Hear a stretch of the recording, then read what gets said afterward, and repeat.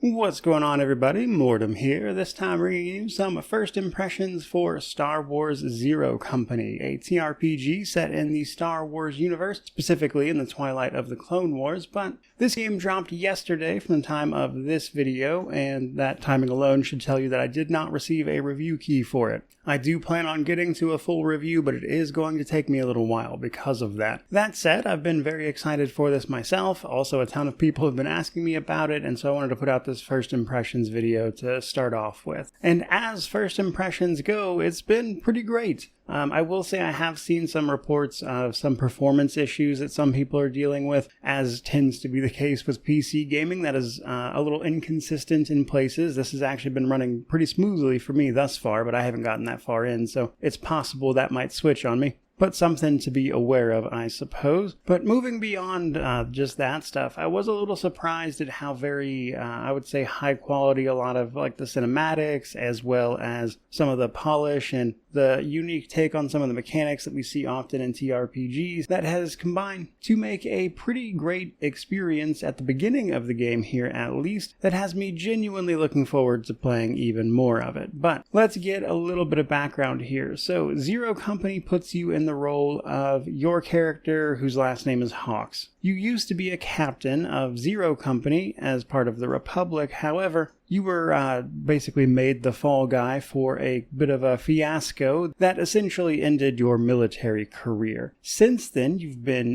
turning Zero Company into your own independent outfit, basically doing mercenary work for hire, and you've gotten yourself into some debt with the Hutts. But lucky for you, or unlucky perhaps, depending on how you want to look at it, the Republic has need of your services, and they are hiring you to investigate a strange cult known as the Infinite Coil. That's about as far as I've gotten, so I couldn't tell you any more than that if I really wanted to, but that seems to be the gist of the plot, and yet there's still a few cool things to mention. For starters, while we do play a somewhat set character in terms of your background and everything, the character itself is customizable. You'll get to pick from 6 different species, I suppose you could call them. In the Star Wars universe, the Togruta, the Zabrak, regular old humans, etc. And then you can customize that character as well as their appearance, which is all cosmetic, and you can change it later, but that then is your character that you can bring into missions and everything. You are not alone, however. You'll be taking several actual companions, and then, as is usual with TRPGs, a bunch of, randomly generated, so to speak, mercenary characters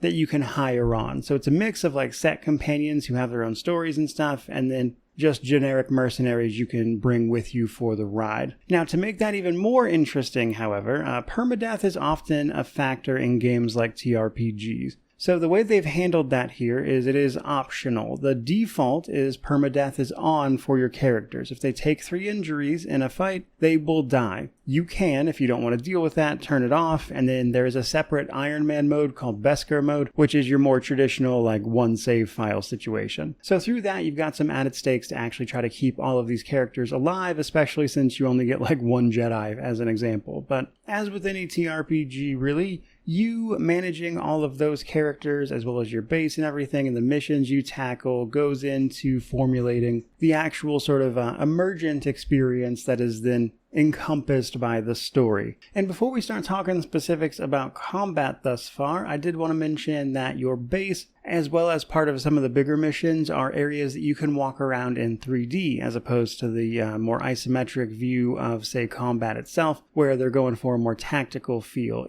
Out of those situations, you have that more immersive thing that we see TRPGs do on occasion, certainly not the first game to do that, but I just wanted to point out that it does look really good here. And when you are in your base, you'll have the opportunity to do all of your typical management stuff, talk to your companions in particular. That's how you're going to pick up on things like their story and increase your bonds with them. Your bonds will potentially give you bonuses for being in combat with them.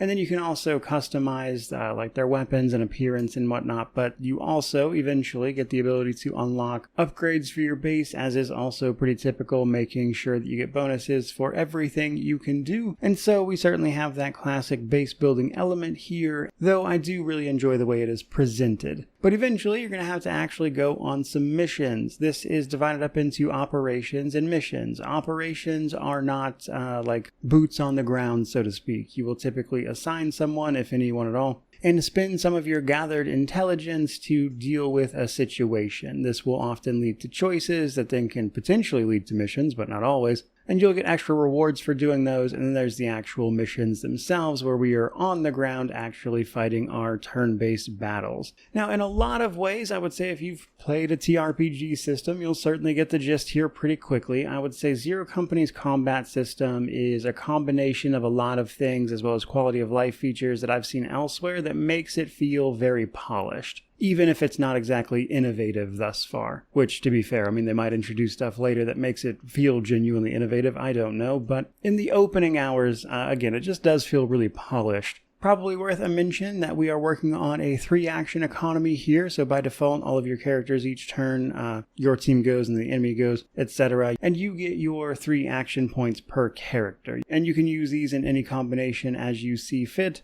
making use of the characters you've got and the 8 different classes you could have potentially assigned them, known as your specialization. So these are going to determine what your character is good at. You can also equip them with a few different weapons as well, different types of blasters basically, such as sniper rifles, assault rifles, that kind of thing. And then you can also use your usual range of gadgets such as throwing grenades, healing yourself up, that kind of thing. So lots of different options there before you even start talking about individual characters, talents, or abilities, as each one of them has something special they can do as well to help differentiate them, I would say. But like I said, the basics are pretty much what you would expect. You've got your standard attacks. There's hit chance based on things like cover and line of sight. If you miss, you will typically hit their cover and destroy it. Hit chance seems pretty reliable thus far. Haven't missed any 100% shots as an example. But I think where it gets really interesting, at least in the opening hours, is the advantage as well as the teamwork system. So you can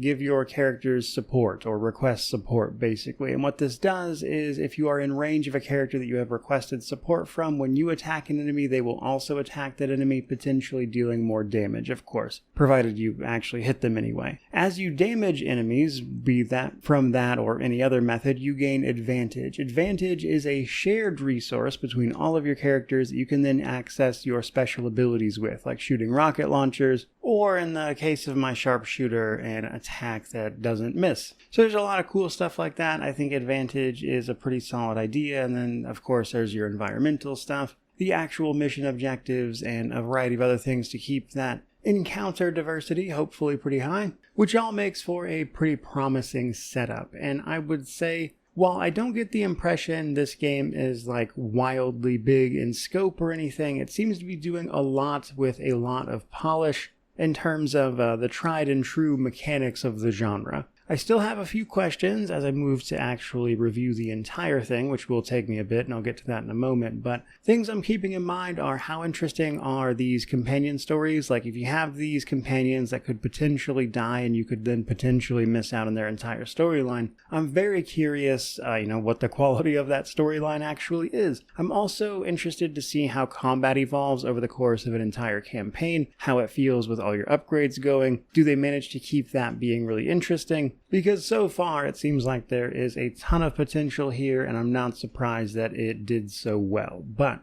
long story short, this seems super cool. I dig what they're doing. I'm excited to play more of it, though it will take me a little while to actually play more of it because right this second I am in the last couple of days of finishing up another project that you guys should see next week if everything goes well, and I need to finish that because of the state it's in before I can give this game my full attention, especially since we are past the release date at this point. So that, combined with the fact that it looks like you are looking at a 2 playthrough minimum to 100% this thing, and I would fully expect it to probably be at least pushing 2 weeks. In a perfect world, if everything went like super well, I could get it done by like the 10th of September, but I started college recently, so hard to say how that's actually going to work out, but that's kind of my goal personally. I just don't know if I can actually hit that. But one way or another, I will definitely be reviewing this thing in full, but it will take me a little bit. But thus far, it seems great, which is where we are going to leave off this particular video. Certainly hope you enjoyed it. If you did, or if you're looking forward to the review, I suppose, by all means, like, comment, subscribe, all the YouTube jazz. But regardless of any of that, truly, just thank you so much for watching. I really do appreciate it. May you wander in wisdom and have an amazing day.